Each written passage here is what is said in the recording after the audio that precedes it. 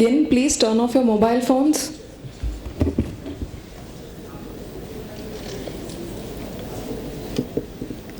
A very good afternoon to everyone present here. On behalf of Presidency University, we warmly welcome you to the Global Education Summit organized to commemorate the bicentenary of Presidency.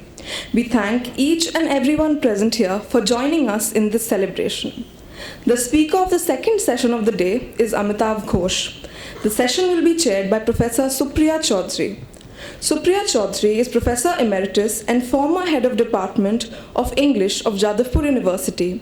She has served as the coordinator of the Center of Advanced Study of the Department of English and as the director of the School of Languages and Linguistics, and is the faculty coordinator of Project Equal for Jadavpur University.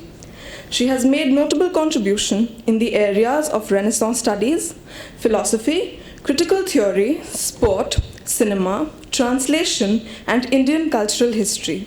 May we now please request Professor Chaudhuri to come on stage and take over the proceedings, please.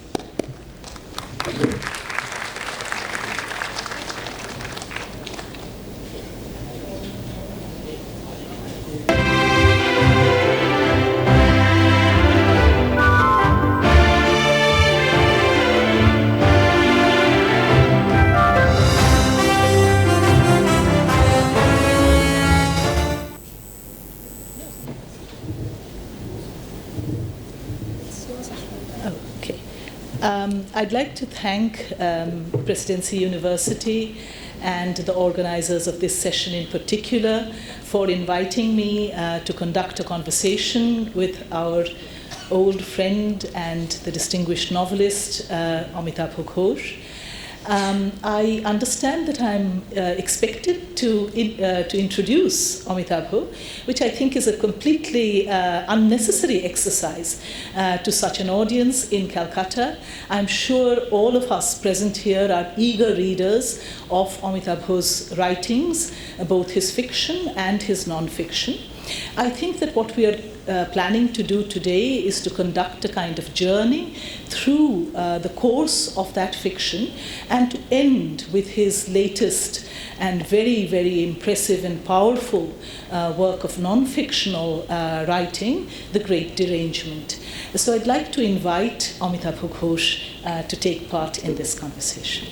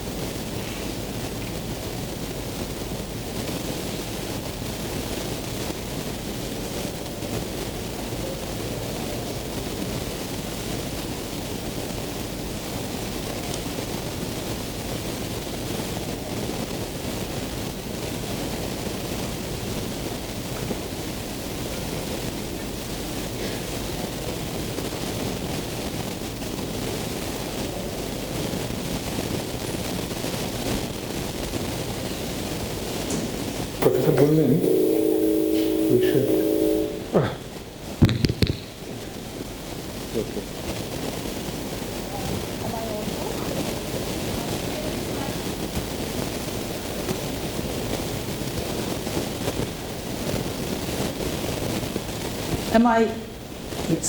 Am I audible? Yes.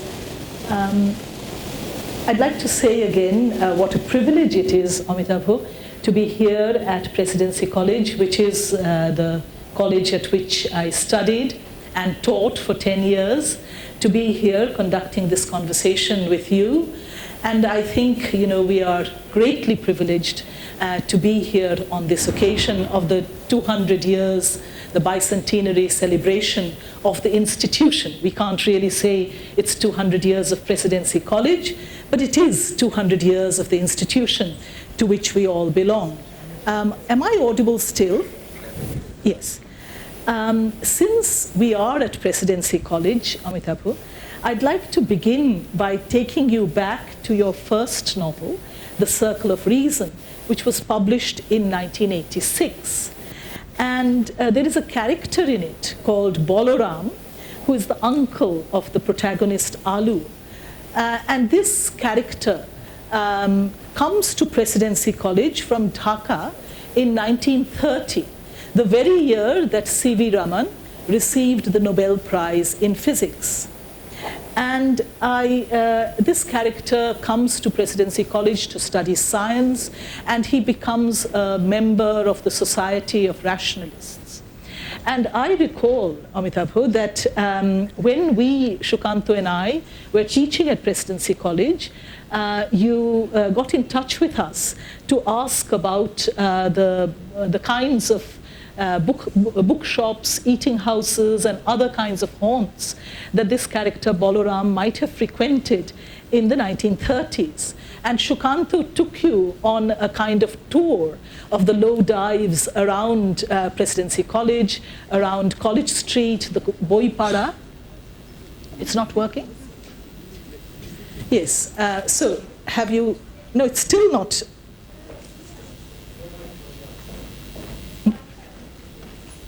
My mic? No, mine. Oh, okay. Yes, well, I haven't quite finished the preliminaries yet, so shall I take this one off? Can you now hear me? Is this better? Yes, fine. So I was just saying that when Shukanto and I were teaching at Presidency College, in the early 1980s, Amitav, you wrote to us saying that you wanted to find out about the nature of the college para in the 1930s, what eating houses, what bookshops might have been there. And Shukanto took you on a kind of tour of these eating houses, and you went to the Dilkusha cabin, and you looked for Gyanbabu's Dokan without success. And then ultimately, you decided, I think, that the coffee house was not in existence in the 1930s, or at least it has been set up in Bombay, but not here. So ultimately, your character does go to Dilkusha, but in 1950, after his humiliation at the, in front of the Curies. So I'd like to ask you about this character, Bolaram, and this beginning in Presidency College, and why you thought of setting your novel against that period of extraordinary intellectual ferment and scientific curiosity and rationalism. Well, let me say, first of all, what a great privilege it is for me to be here. And I'd like to thank the Vice-Chancellor for inviting me. It's really wonderful to be here, especially as someone who did not go to Presidency. And really, it's both a pleasure and a privilege to be here with you, Supriya. I always so much enjoy speaking with you, whether it's in public or not. And thank you for reminding me about that walk around this area with Shukanto such a long time ago. Yes, that was very, very instructive for me because, of course, I knew College Street sort of because of the old bookshops and so on, but apart from that, I was not really a denizen as such, not having gone to college here. When I went to college, my first year in college was in 1973. And my father more or less told me that I could go to any city in India but Calcutta, because that was the time when, this was of course during that whole sort of Naxalite period when there was a lot of sort of, a lot of irregularity in the seasons and so on. So I went off to St. Stephen's in the end. But of course I kept coming to Calcutta. I spent a lot of time here. And what always struck me as such a huge difference between the sort of university milieu of Calcutta and the university milieu of Delhi was exactly a certain kind of utopianism, if you like, a certain sort of romanticism, even you might say, And I think that was really very much a sort of part of the presidency ethos. And really going back to the 19th century, I called it the Rationalist Society, but as you know, one of the earliest positivist societies in the world was, in Calcutta and in Presidency, and they used to go and dance in the graveyards and so on. This whole streak of what you might call a sort of millenarian rationalism is something which I found very interesting, and I continue to find it very interesting because really it's all around us still, Well, thank you for that reminder. I myself entered Presidency College in 1969. I was here as a student from 1969 to 1972, and it coincided with the last fierce flourish of the Naxalite movement. And so, yes, I suppose it was a kind of radical utopianism, but one of a very destructive nature.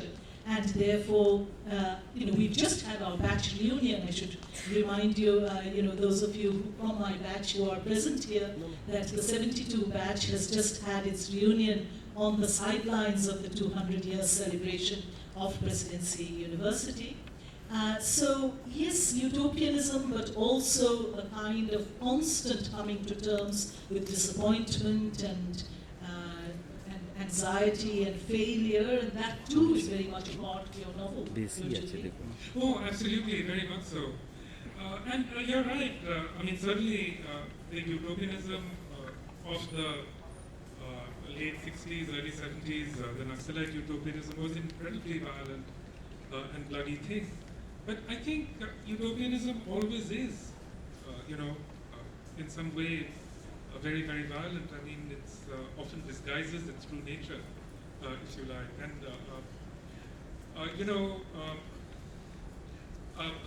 what can one say? I think, those positivists weren't necessarily violent, but the seeds of that sort of violence, the seeds of a violence which pits itself against all that exists, is necessarily, there's necessarily a sort of destructiveness in it. And I think it found its most complete expression in the Naxalite movement. But it was interesting to me that your student Neil Mukherjee wrote a book about the Naxalite period. I read the book with great attention and care, and it was because he was writing about it as though it were a very distant past. And it was interesting to read it, from our perspective, because it was not a distant past at all. And I felt that Neil actually really, he understood it. He really sort of managed to capture so many aspects of it, including the horrific violence of it. Thank you. That's very interesting. I wanted to ask a question about that novel.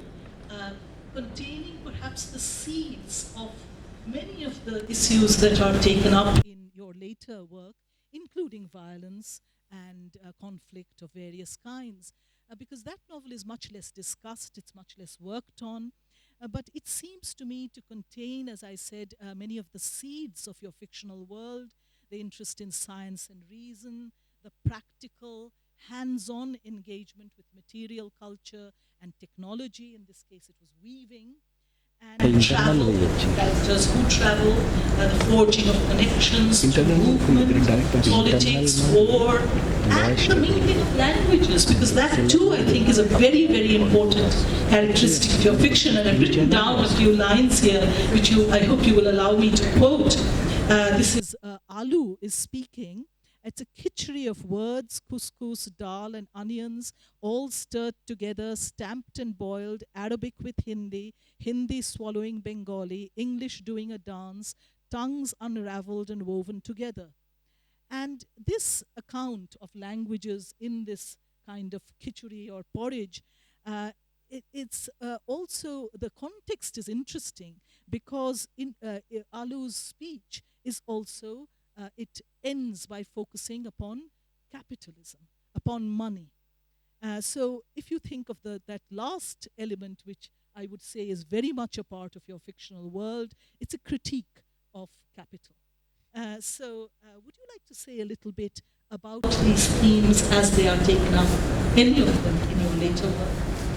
Yeah, I think you're absolutely right. Many of the themes that I've returned to over and again in my books is very much there in the Circle of Reason, to a quite remarkable degree, I think. Especially this whole question of, say, displacement and migration, and people leaving India, working class people traveling in order to find jobs in the Middle East and so on. And that's been a sort of really long time preoccupation of mine. But also science, as you say, and this whole sort of engagement with the natural world, that's been a very important preoccupation of mine. And yes, it really starts with the circle of reason. I don't, we don't have endless time. I wish we did. But yes, but I think that it would be impossible really to take Amitav Ghosh on a discussion through all of your work, Amitav Ghosh. I think that that is just not possible. So what I'll do is I'll suggest that you choose what you would like to mention in the later work, that is to say the earlier novels, the Ibis trilogy, and perhaps some of the nonfiction. I have my own interests and my curiosities. I'm particularly interested in any comments you might want to offer on Burma and, for example, the Rohingya, problem or their situation. So because one of my favorite books is Dancing in Cambodia at Large in Burma. But if you would like just to pick up one or two and talk about them, and then I think what we'd like to do in this session is focus on your most recent work, which is The Great Derangement. Well, I think the the books that I would like to talk about then, certainly in terms of my novels, are the last three novels, Sea of Poppies, River of Smoke, and Flood of Fire. Because all of those books are in one way or another connected very much with Calcutta. To be here in Presidency College, to be here on College Street, to be here on a street actually called College Street, it's a remarkable thing because it reminds one so much that, what we see, especially what you and I and, what most Bhadralok people, what most middle class